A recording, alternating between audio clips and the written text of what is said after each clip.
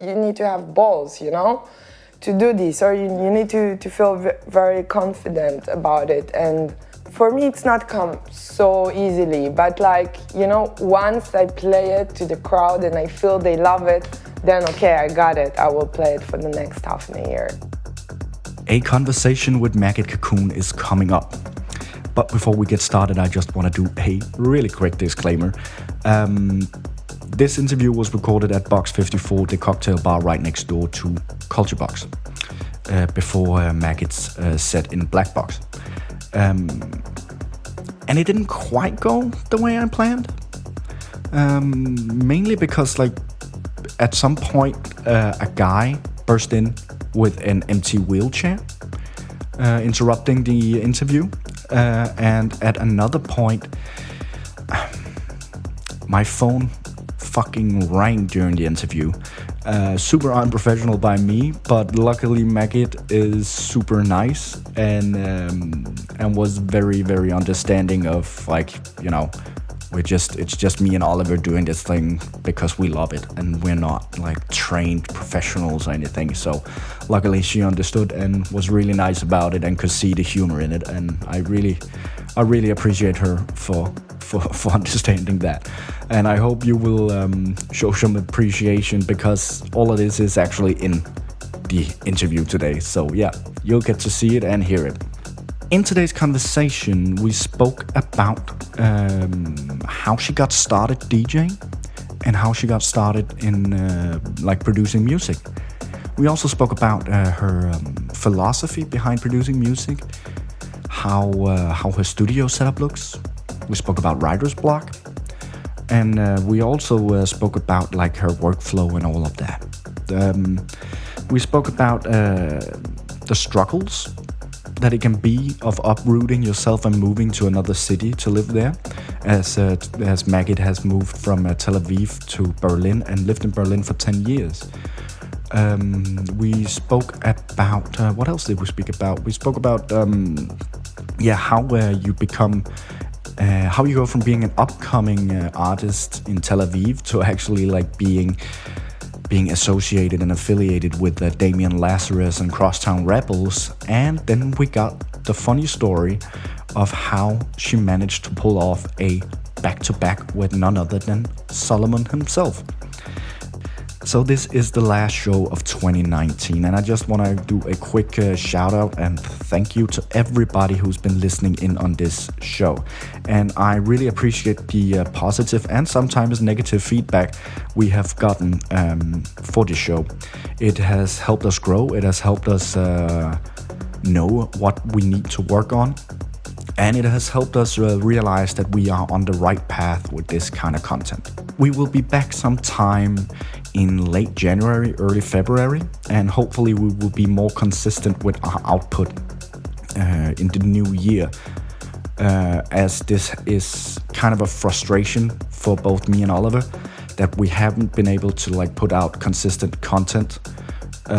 We are implementing certain concepts to help us become more productive and more consistent. Just know that we are working on this, and hopefully one day we will succeed in being the most consistent show on iTunes, Spotify, and all that. We are taking a small hiatus, Christmas holiday, but we are not taking a Christmas break over on our Facebook, Instagram, and Twitter, and our YouTube channel. We actually have three videos, Nimsound TV videos coming up, hopefully if they get cleared and get to see the light of day. So stay up to date with what we are doing over on Facebook, Instagram, Twitter, and YouTube. Yeah, that's it. A conversation that is more or less perfect with the always wonderful Magit Cacoon is coming up. You're listening to Nim Sounds Behind the Beat. My name is Kasper and this is the show that aspires to inspire electronic musicians to create music, to do better marketing, and gain an overall better understanding of how the music industry works. We talk to people who influence the scene and try to gain an insight into how they work and how they have succeeded. Hopefully, by the end of this show, you will have learned a few tricks of the trade that you can implement to help you gain success in your music career. This is Behind the Beat by Nim Sound. My name is Kasper and I bid you a very warm welcome. Well, we can start by now, and then the drinks will arrive, and then. I would say that just start. The first thing I kind of want to know Tell me. is how you got into electronic music. Like, how do you? Because you're a singer. No, producer? I'm not a real singer. Not a real singer? No, I'm speaking. You're speaking? Yeah, I would not call myself a singer, to be honest. No. Do you speak a lot on your own records? Yeah, a lot. You do? In like the old track, I used to do this a lot. Okay. When I was like experience myself, you know. Yeah, but can you then take me back to like when it all started? Like, how did you get into music? Okay, actually, so music is coming from my home. Yeah. Like, from my dad, I was educated from all kinds of music, like from rock to like whatever. Mm-hmm. And when I was maybe 15, I started to collect like electronic music. Mm-hmm. And when I was like 19, I was like, I realized I want to be a DJ. So quite like in my early days. And then I just started to do this. And I was like playing in some events in Israel, in the desert. And then by coincidence, totally by coincidence, I got gig in Dortmund with Ida Engberg like so many years ago from MySpace. And then it all started like with Berlin and like living there and like growing in Berlin as an artist. Yeah. After this one gig in Dortmund, I was like, okay, I'm gonna check out Berlin, and I stayed there. But actually with the music, oh, thank you. Well, here's your gin and tonic. Thank you. Cheers. Cheers. So, like, it just started when I was really, really young, collecting music, and then realized, okay, it's what I want to do. I think I'm good in that. That was like my first thought. Let's give it a try. And then I just felt it in me that I'm really good in that. So I should like experience this. And then, I don't know, somehow I was moving to Berlin, and the plan was like just checking the city. Somehow I was staying there for 10 years, and yeah, everything just happened. Everything just happened. Yeah. Yeah, that's sometimes how life goes. Yeah, definitely. Can you tell me a little bit about like when you moved from Tel Aviv to Berlin? Because that's like a huge step. Yeah, to take. It was. Like, how do you like prepare for that? So I didn't really know I'm gonna do this. It was never ever my plan. But the thing is, there was like back then there were like so much artists, German artists, that I was like such a big fan that I was like, I have to check Berlin and see what's up there, because there coming so much good music from this city, and I just really want to check the city.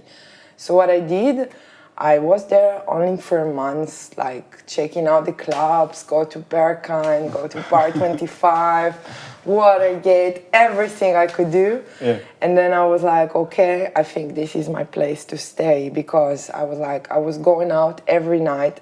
I was hearing so much good artists every night, and I got so much inspiration that I was like, and also back then in Israel, techno music was like not so like today, you know. It was like back then it was much more about trance, and techno had not so much space in Israel and Tel Aviv. So for me, I didn't had really many places to play, or even many party to listen to like good artists that can give me inspiration. So what happened, I was like, okay, I have to stay in Berlin somehow. So what I did, I go back home, work 1 or 2 months in every fucking job I could find, get some money, go back to Berlin, And then I did the whole process. I got like an artist visa, so I was like legal there. And that's make me being very, very creative because I was not allowed to work in anything else beside music, like beside gigs. So I had to be like really on that. And then in Berlin, everything started with like radio session I used to do. Like for 4 years, we used to do like the Sweat Lodge radio. I mean, it's like so old. And it make me like doing some connection to good artists because I could invite like artists like once a week to play for us in the radio, which we were doing that in a restaurant.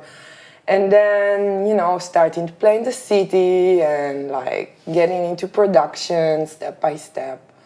Yeah, that's how it all started. That's how it all started, yeah.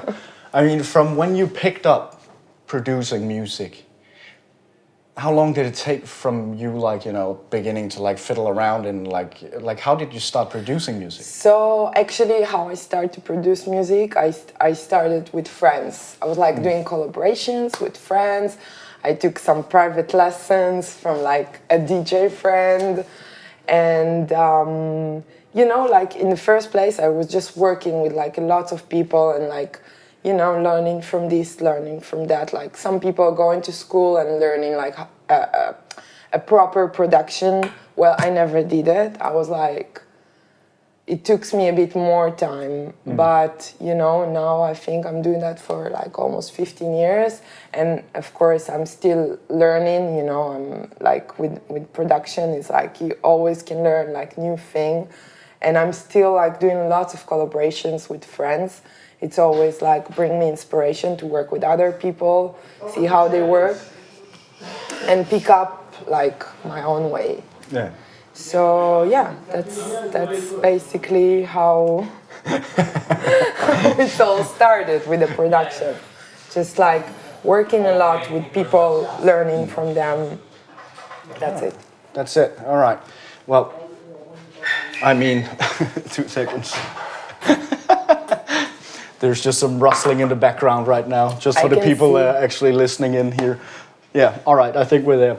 So, when you, like what kind of setup do you use? Has it changed over the years? Like, are you primarily working in a box? Or? Actually, like the setup in my home was always like super simple. Like I use Ableton, 2 monitors, and I have the Electron synthesizer, which I use mostly. But like as I said, I do lots of collaborations, so like checking other studios, working on other gears of friends is always like good to experience like new gears. But for me, it was always like the perfect setup just to like get an idea and like doing even like the whole track. You don't need too much. I mean, of course there is like so much great artists that have like sickest studio ever, and I mean it's great. But for me personally, I don't need much. Like, you know, I can do like out of simple setup like a whole track. And of course using also my own voice as like another gear, you know, it's also really cool. That's like a whole nother But as instrument. I said, I'm not a big singer. I could just do like some vocals to myself. Yeah, I mean, so when you open up a project and you start out, how do you, because I can like, when I open up like a blank project, I can sometimes feel it's a bit like scary because there's just this empty looking at the thing is like... How do you start a track? How I start a track, it's always coming from an idea. Like, you know, you have like an idea and you're like... Like chords? Or like doing like a bootleg, illegal stuff, stealing some vocals from other bands, you know, like rock, mainly. And mainly, I know there is many people that they go in the studio, they have an idea, they see it clear and they do it. For me, it's not, I wish it will be like that, but it's more like of a hard work, being like for hours, working on loops, and then like some accident happened. This is how I like to call it. It's like accident, and then it just happened, you know, like it just happens. You just like, okay, there you go, now I'm in the groove, this is happening, I'll work here together, let's do this, you know? So how long does it take for you to like produce a track? It depends. It depends. There is like some tracks I could do like the whole idea in like one session. Yeah. And I have some tracks I've been working like for half a year. Like, you know, nothing really moved. But I never give up. I'm like, okay, I continue this in another day. Maybe then I will have the perfect idea. So it's like you never know. Like me personally, I never know. I don't have like a proper plan. I'm just working, and yeah, when it happens, it's like magic, you know. Yeah. Yeah. It is. Don't you agree? Yeah, I would agree. But I also would agree that, like, at least that's how I feel, that I sometimes use too much time on one track. Yeah, like I use too much, like that's like the problem. a year. Like what I said. Like what I said. I have some tracks. Like even now, I'm working like for half a year, and I don't find a way to finish it, or I don't find the way for the third break, like how, you know, to finish it on the perfect way. So it's very difficult. And what really helps, really help is like sometimes like you finish a track and then you're like, is it good? Is it not good? Fuck me. I hear it for fucking like 3 months in a row. And then what's really good is just taking like a good friend, a good DJ friend that like listen to it, or even you give it to him to play it, and just, you know, someone you really trust in his opinion. And for me, it's much better than my opinion most of the time. Most of the time I will like finish tracks and I would not have the courage to even play it. But then I will send it to my friends, and I see my friends playing that, and then I will like, okay, it's actually work. It works. I should try it also. You know? So I mean, I have like, you know, Jenny Atresol is like really good friend of mine, and this guy is always playing his own track, and I admire him for that, because you need to have balls, you know, to do this, or you need to feel very confident about it. And for me, it's not come so easily, but like, you know, once I play it to the crowd and I feel they love it, then okay, I got it. I will play it for the next half a year, you know, when it's my track. When it's your track. Yeah. Yeah, because I kind of get into like two things when, like, I've never played one of my own tracks out, actually. I either don't have the balls to do it. I'm scared about it. Just send it to some friends. I tell you, I swear, Oliver is the only one who's actually like pushed me to like play a track out. And the other thing is that when I'm done with a track, I'm like so sick of listening to it. I'm like, fuck this. I'm done with it. But you know, then when you play your own tracks, this is the moment when the crowd is like, they want to cry, you know. They like they get so excited from listening to you playing your own track, you know. No, it's true. Yeah, I mean, I gotta be better at playing my own tracks, I think. Yeah, it's a process. I tell you this, like I was releasing like lots of music in the years, and even like when I released my album in 2015, I was like, I was saying like this and that track are the highlights of the whole album, and then of course I was completely wrong.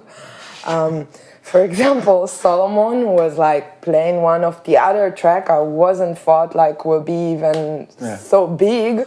He was playing it in Tomorrowland and everywhere on that year. So I was like, wow, damn, I'm so surprised, like, you know, from the decision of people, like what I thought compared to what other people feel and play, you know, and that's always nice. It's just a matter of taste in the end, you know. How did you feel the first time you saw like one of your tracks being played, like for example by Solomun at Tomorrowland? Like how does I was like, I couldn't believe. Like, did you see it on a video or something? A friend was sending me a video, and it was like 1:47. Check. I was like, 1:47. Okay. I was like, what? Don't believe Mind this. blown. I was like, yeah, goal. You know? But is that the reason why you also got to play? You got to play with Solomun, have you? I'm on his agency. We're good friends. No, I don't know if that's maybe he noticed me first time when it was like, oh, I know this girl, like cool track, play it. No, but actually first time when we were like playing together, we didn't really know each other personally. And it was some years ago in Tel Aviv. I was still living in Berlin on that time, but I was in Tel Aviv in vacation. And a friend of mine asked me to play in a restaurant. And like normally I'm not going and playing in a restaurant, but I said, well, look, I'm in the city, why not? I come to play for some hours. And then I'm there, I'm playing, enjoying my time. Suddenly, like Solomun and all the entourage coming into the restaurant. It's like, oh, cool. Oh, you're nice. I should play my hits right now. and then he was just like coming to me. He's like, hey, how are you? I know your music, great music. I was like, wow, thanks, man. I saw you playing my music. And then I was like, so do you want us to play a back-to-back? And I was like, we're in a restaurant. And the next day he should play like on the biggest rave of Israel. I was like, are you for real? I was like, yeah. I was like, of course, please make my night, And then, then we end up playing, 7 hours or something in a restaurant, which was like, they just moved all table, everything. It was like a whole mess. It was like such a great night. That sounds like a crazy night. It was a crazy night. And like, nobody of my friends wanted to join me to this restaurant, that night. I was looking for someone to just come with me, and then in the morning when I left the restaurant, I would just send him the whole message. Well, I guess you missed like a really, really good night, guys. It's really cool. It's like, damn, it should have been there. Son of a. Really cool. So it's like, because one of the questions I have is like, how do you move from being, an upcoming in Tel Aviv, moving to Berlin, and then getting to like be associated with like Damien Lazarus's Crosstown Rebels and like Solomun's dynamic, and like how do you make that move as an upcoming I don't producer? know like how I make that move, like people always ask me. Yeah. But I guess it's just really like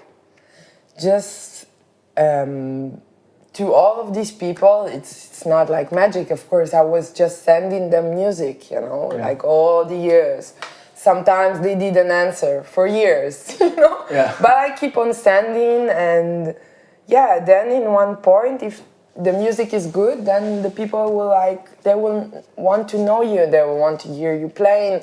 And then, of course, if you do a good job, then, that's the next step. Like, you playing with them, you work with them, you travel with them, and I feel really, really lucky for having this support from Damien Lazarus, and of course Solomun is like, wow, I'm so lucky, and really, really appreciate that, Yeah. It's great. So understandably, yeah. I mean, those are some quite. It's cool. Yeah, like, I mean. Good job. You definitely have your own style on your music. Thank you. Which is also why I think that eventually that you got to be associated with Damien Lazarus and Solomun and everything, like these two guys specifically are really good in scouting people. Like, oh, you got a lot of mentoring from them? Ooh. No, I mean they're just really good. Like from what I can see, like they both really good in scouting like the right upcoming DJ and bring them to like a better position in their career. They're really, really. They have the sense for it, so... Yeah, that's like a talent in and of itself. Yeah, they have it, scout. for sure. They can see, like, to the future. But your own style, have you actually, like, developed that on purpose? Or is it just something that has happened, like... Yeah, well, I must say, my style, of course, it's changed with the years. When I started with the music, I was, like, much more, like, hardcore techno, And then I moved to like minimal, and then I moved to deep house, and then I moved to house, and then suddenly like I end up like, for now I'm playing like techno and house, like melodic house and techno, So it's like it's like developing, but it's always like it's staying in the same genre. You know what I mean? Yeah. But of course, even if it's like in the same genre, you always change yourself a bit.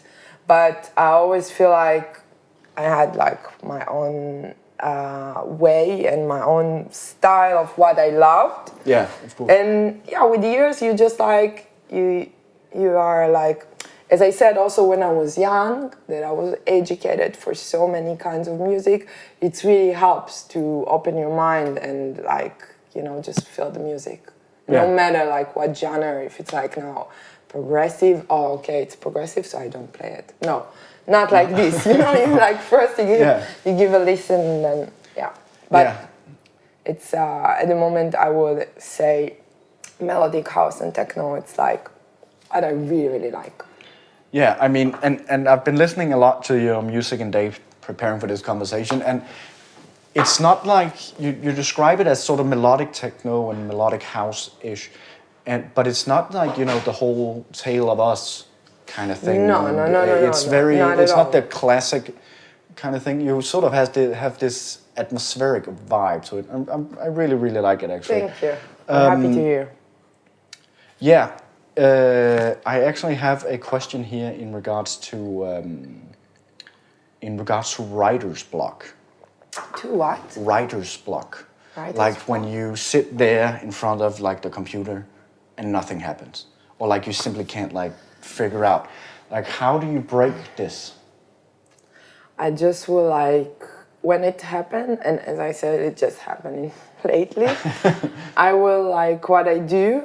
I would try, and then if it's not working, I would just like close the project, open a new project, try to back to it like in the next day with like a clear mind, and then if it doesn't work, I do it again and again and again, and then in the end, eventually something happened, because like I never give up. It's not in my, you know, like, I mean, I never give up when I feel that it's good. You know, but I feel that it's good, but I don't find the right way, and I don't find the right bass line, or I don't find the right whatever.